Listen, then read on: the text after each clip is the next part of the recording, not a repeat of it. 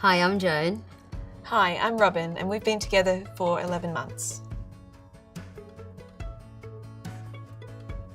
The way that we met was that I took myself to community choir because I'd just come out of a relationship that wasn't working so well, and I was like, you know what?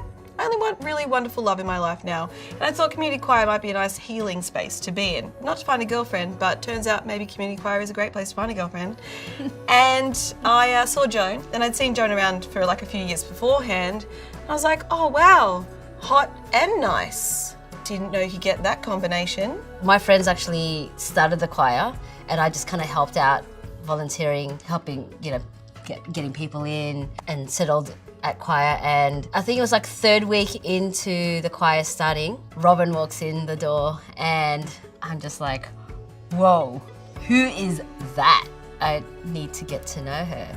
Yeah, I got a big crush on Joan, and then I asked her out a few weeks later to see if she'd like to just hang out with me, and then it turns out that she had a crush on me the whole time as well, and then haven't looked back since, really. Worked out. I was playing it cool, as you do. You don't want to like seem too keen, and didn't want to freak her out or anything. That night when she actually was like, we're only just met at choir and stuff, and you said to me like, I really love your energy, and I was just like, oh my god, like that to me, I'm like, wow, like that was like such the most beautiful thing anyone's ever said to me. Well, I would say that I have a career and a job that's pretty high pressure, and I love it, but it does affect my mental health. I get stressed and I get tired, and I get some anxiety and some depression as symptoms. I've also given up drinking since I met Joan, so 6 months ago I stopped drinking and smoking cigarettes, like any kind of drugs, and I'm so glad that I've finally been able to do that. There were times when I would drink too much, and it wasn't who I wanted to be. And it seemed like it was okay with everyone else seemed to be okay that they would just get drunk, but it was wrong for my spirit, and I'd been trying to give it up for many years. I'd given up alcohol and drugs and then gone back to it because it seems to be like what everyone's doing and I should be able to handle it, but I couldn't. It made me feel terrible and dark and sad, and like I was slowly killing myself, because I do have a bit of the approach probably wasn't the healthiest.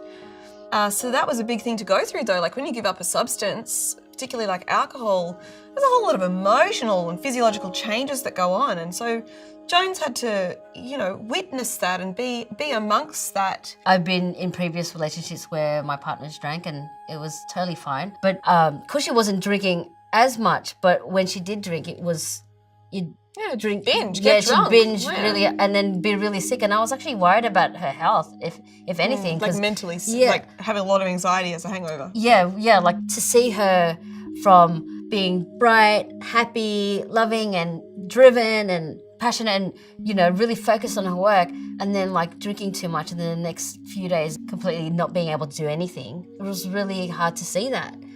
Yeah, and it's changed my life in such a positive, beautiful way.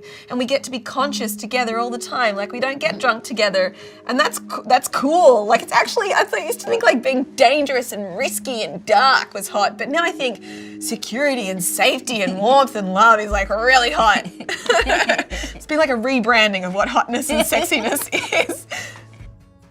How we manage our mental health. How do we deal with one of us having a bit of anxiety? Like, is it just that you've got low blood sugar and you need to eat some food? Or is it that you are having anxiety because you're dealing with something really, really hard and you're being pushed as a human being to have to develop new skills and build your resilience? It's a mental health plan. We've managed to by doing a lot of work, a lot of talking, a lot of communicating, what are the patterns that we're seeing forming? And so for me, it was one key thing, and for Joan, it was one key thing. So for Robyn, when Robyn starts feeling tired and irritated, this is what she needs to do. Because it was funny, it was exactly the same thing every single time. Like I used to put in the bracket of depression, but now I've realized, it's fatigue. You're tired, like you need to actually take care of yourself. So kind of normalizing it and going, okay, so you feel irritated, just validate that first of all. First step, tell Joan that you feel tired and irritated and it's not her.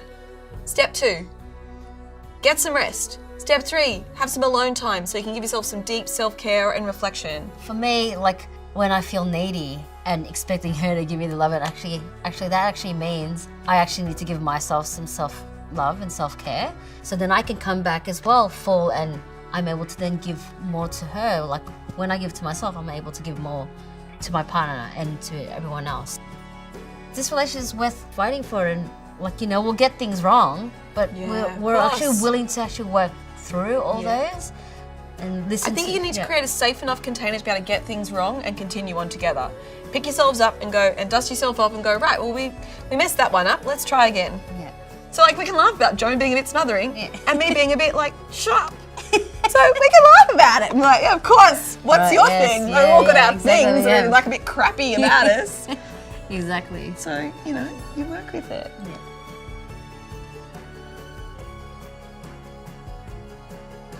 Thank you, universe.